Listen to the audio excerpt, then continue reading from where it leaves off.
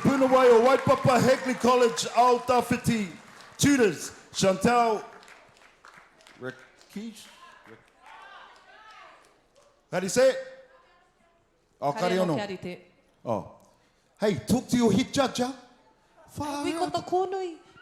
2 minutes. Oh, 2 minutes, not peace. We're ready. I thought, yeah, bro, I'm ready. Come. Aroha mai. Sweet. Not 2 minutes. You look amazing, though. Anone. Paulo Reed, Sophia Bennett Davis, tera. Kapai, beautiful, beautiful. It's a long one, so that's about 3 minutes, judges, okay? Okay, tutors. Rickage. Oh, let's go there. Chantal Rickage. Marlene Hunt. Why can't they have nice Māori names? Marianne Hunt. Marlene Hunt. Lisa Tui. Jonathan Whaatu. Tamate Rihari Walker. Solomon Davis. Ane ngā tutors. Male the kaitata ki tāne. Paulo Reed. Female Sophia Bennett Davis.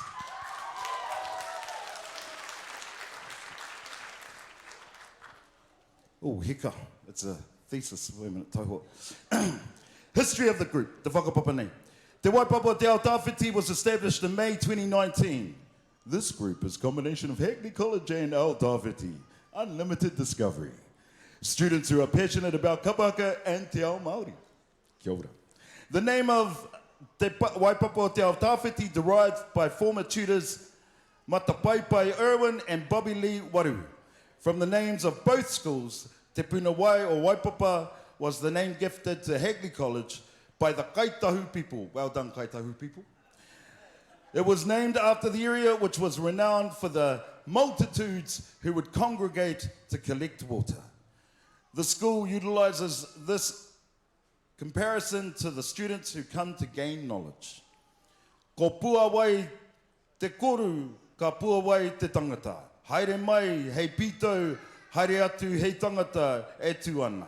The name Ao Tawhiti is because of the merger of two schools, also Te Kura o Te Ao Whakakura Discovery 1 Primary and Unlimited Painga Tawhiti Secondary School. Ko te painga whānui, ko te painga whāroa, e tā kiri nei, I te harakeke ki a whatu rā i ngā kupu o oku tūpuna eke ki runga toro ki tai ki painga tawhiti e hi. Taiho. Page 2.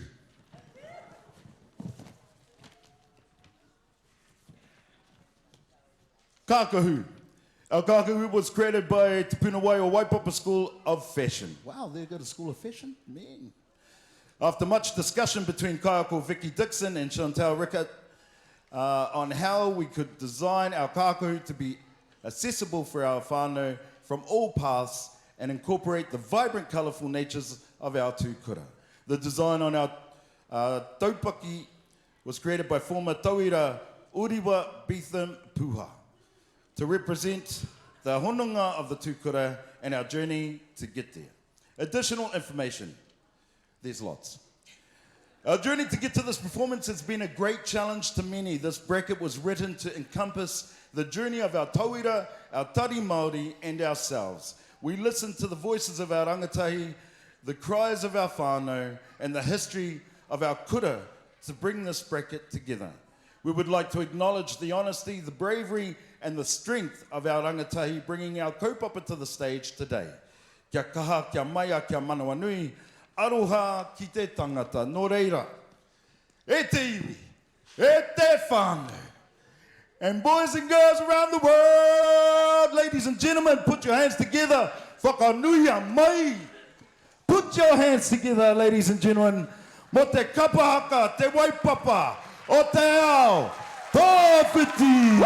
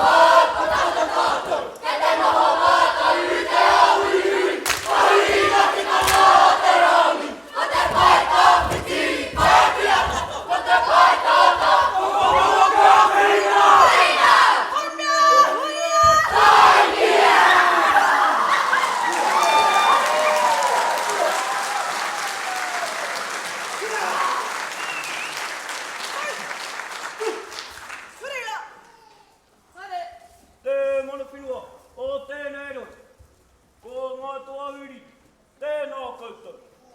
Ki te iwi o ngā tauki, tēnā koutou. I ngā raurangatirama, o ngā huepa, o ngā iwi putano, e o tātou whenua, tēnā koutou. Ānei mātou, ko te waipapa o te ao Tawhiti, e tuana. Ko ngā kaupapa, i rua o tō mātou kapa i te rānei.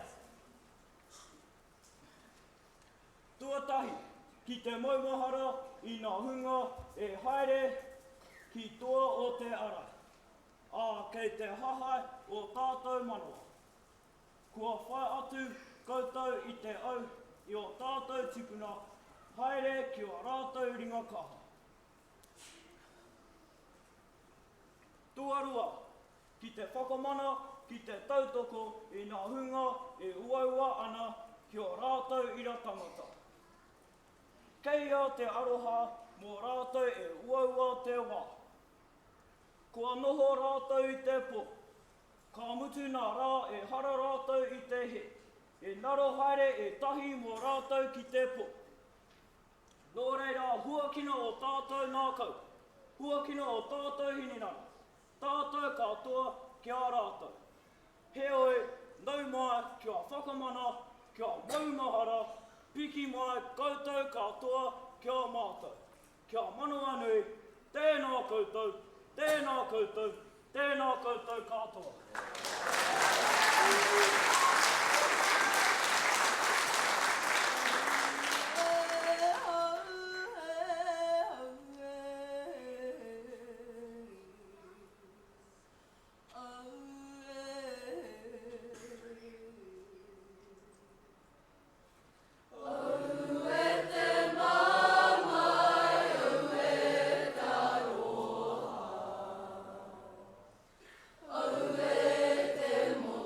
Moke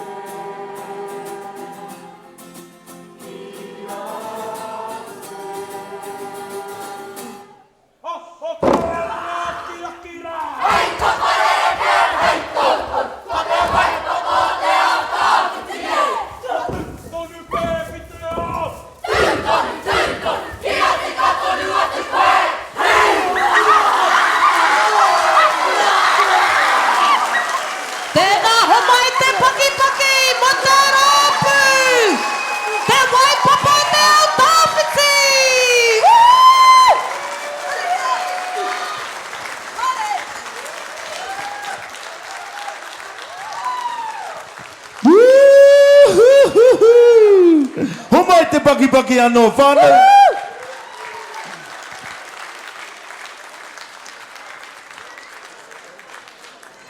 Meke rawa atu. Wā. Can I get a wā? Can I get a foo? Can I get a wā-foo? Oh, wē. Man, te ihi me te wana, eh? Wā, rasa.